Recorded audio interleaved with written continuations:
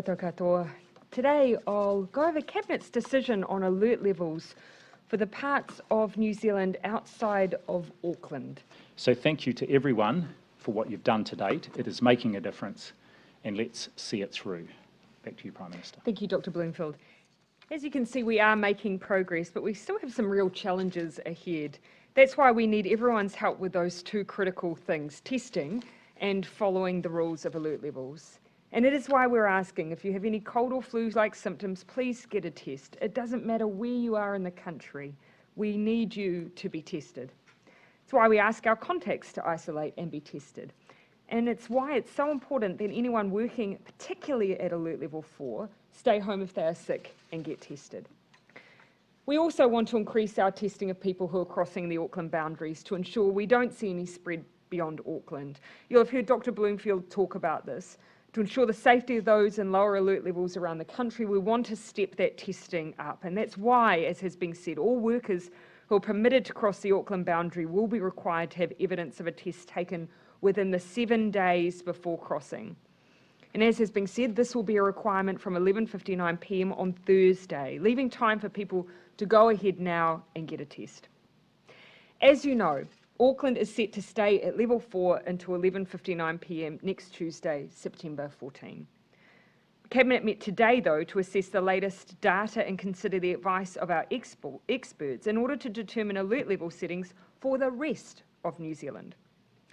Based on all of the information in front of us and on the advice of the Director-General of Health, Cabinet has agreed that all of New Zealand beyond the boundaries to the north and south of Auckland will move to level 2 at 11:59 p.m. tomorrow, Tuesday, the 7th of September. Schools and other education providers will be given the next 48 hours to prepare to reopen from Thursday morning. As we have today, Cabinet will review the levels for the whole country, including Auckland, at a Cabinet meeting next Monday, 13 September, and announce any changes that same day.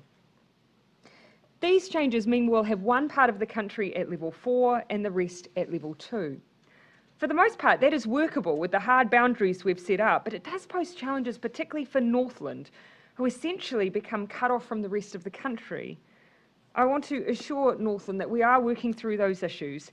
There will be the ability for people to travel through Auckland if someone in Northland, for instance, needs to get to the Waikato for their work. People will need to travel directly without stopping while going through Auckland. You'll also need to carry evidence of the purpose of travel and the location where you are travelling to. This is Delta Level 2.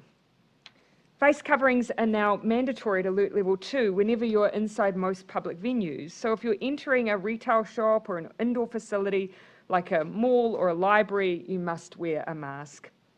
However, of course, you can take your mask off in hospitality venues like restaurants, bars and cafes so that, of course, you can eat and drink. Staff at these venues, though, and at any other public-facing businesses open at Level 2 must wear face coverings as well.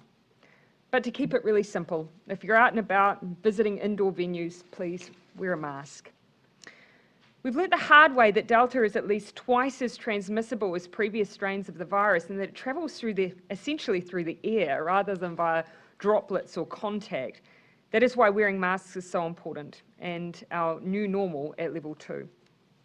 We also have some new rules on scanning, and these have been shared previously, but I want to speak to them again. We want people scanning everywhere they go, but there are some places this isn't just an ask, it's now a rule. This includes bars, restaurants, cinemas, nightclubs, concerts, churches, and close contact businesses like hairdressers. That's where you either have to scan or there has to be record keeping. Essentially, places where there is close contact between people, where it's harder to wear a mask and where the virus can easily spread. It also means that if you're at places like private events, there must be a record kept of people attending. The biggest issue is this: because Delta is more transmissible, we're much more worried about big groups of people. It's now no longer just whether you have enough space between you and others, but rather if you have too many people in a shared space generally with poor ventilation, that really ups the risk. That's why today I'm sharing 2 additional changes to level 2. The first is a limit of 50 people for indoor gatherings, hospitality settings and event venues. This, coupled with the rules around customers being seated and tables being separated, reduces down the risk of super spreader events. If you're an outdoor venue or you have an outdoor space, you can have up to 100 people in that space, keeping in mind again the rules around being seated and separated. The second change relates to indoor public facilities like gyms, museums and libraries. Previously, these venues have had no hard limit on how many people are allowed to be in a space, but instead, a 1 metre distancing rule is a proxy for how many people could be inside.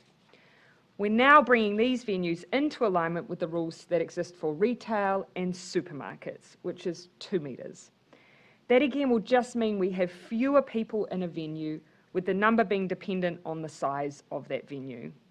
It's a quick alignment that we think in a Delta environment makes good sense. So a quick summary: wear a mask, scan everywhere you go, and be mindful that when you visit some places, they will have rules around how many people can be inside at any given time. Be patient, be kind, and support local. These are tough times. Moving to level 2 is progress, though, and it is positive, but it comes with a warning. We've done so well to get this outbreak under control. Level 4 restrictions are working, but the job is not done. We're within sight of elimination, but we cannot drop the ball. For the full details of the new level 2 settings, Delta 2, visit covid19.govt.nz. Baker has said that particularly gyms, nightclubs, churches are actually just too risky and perhaps they shouldn't be open at all under a Delta level 2. Did you consider that option? Well, as you can see, we have changed the settings for those environments. So keeping in mind, of course, for nightclubs, we have the requirement around seating. So that's fundamentally changed the way they operate. And now we've put a total cap on those indoor venues. And I know, and I have to acknowledge that will be very difficult for some who are working in hospitality, where they may have a larger venue. But what we've learned from Delta is that actually just merely being inside in shared spaces like hospitality venues does pose risks. So we are putting a total cap on those numbers. But we're also hoping to get back to a level 1 environment. Actually, what we've been saying to Auckland is the only reasons we really want to see someone in a 4 environment moving is if they are eligible to work at level 4. And so that really has reduced down the number of reasons that we're seeing people move. And we're also putting in that requirement around that regular testing every 7 days. What is the guidance around mask use in schools? I'll hand over to Dr. Bloomfield for that. I think that the most important thing to say here is that we haven't mandated mask use in schools, but I'll leave it to Dr. Bloomfield to give some guidance. So my guidance would be, based on what we know, that we would be recommending the use of masks in schools, but not requiring it. And I know there's ongoing concern about this. So certainly for students 12 and above in secondary school settings, would be strongly recommending that there. And then I think as an option for younger children, if parents wish their children to be wearing a mask and they're confident they know how to, and of course that does raise issues about access to masks, but it's not a requirement. Why not? Mandated it. Yeah, so Why not mandate it? Well, at this point, we don't think in alert level 2, first of all, where we wouldn't be recommending going down to alert level 2 unless we were very confident there wasn't a risk there was an extant risk of spread of the virus, or the virus was out of control outside of Auckland. Look, I think it's an area we will keep an eye on and look and see what the evidence shows. Well, to the team at Waipareira, I'd say, keep up the good work that you're doing, because our goal as a country has to be getting the highest levels of vaccination rates that we can across New Zealand, across all our whānau, across every region. So keep it up. Don't be deterred by those who would try and stop the good work that's being done. And then the only other thing I'd say is, if every day our health providers will send out messages directly to their clients, to their patients, and we undertake targeted messaging for patients all of the time. It's not unusual in a health program to do that. So to try and undermine that for no reason, in fact, for all the wrong reasons, is hugely disappointing. Yeah, go ahead. In terms of mask use in schools, would you not consider schools to be more high risk than, say, 50 people in a nightclub? Although, No, not necessarily, actually, and for good reason. And one of the points that the Prime Minister made is that in schools, they're actually very controlled settings, and you know exactly which children in which classroom generally.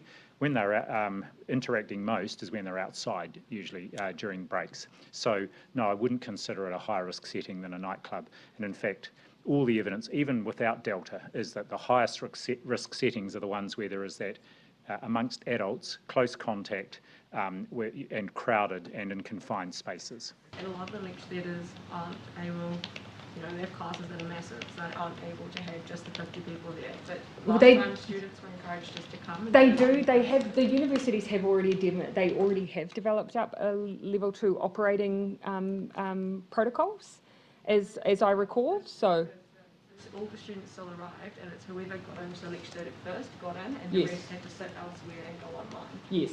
So obviously you'd want to prevent that now, would you not?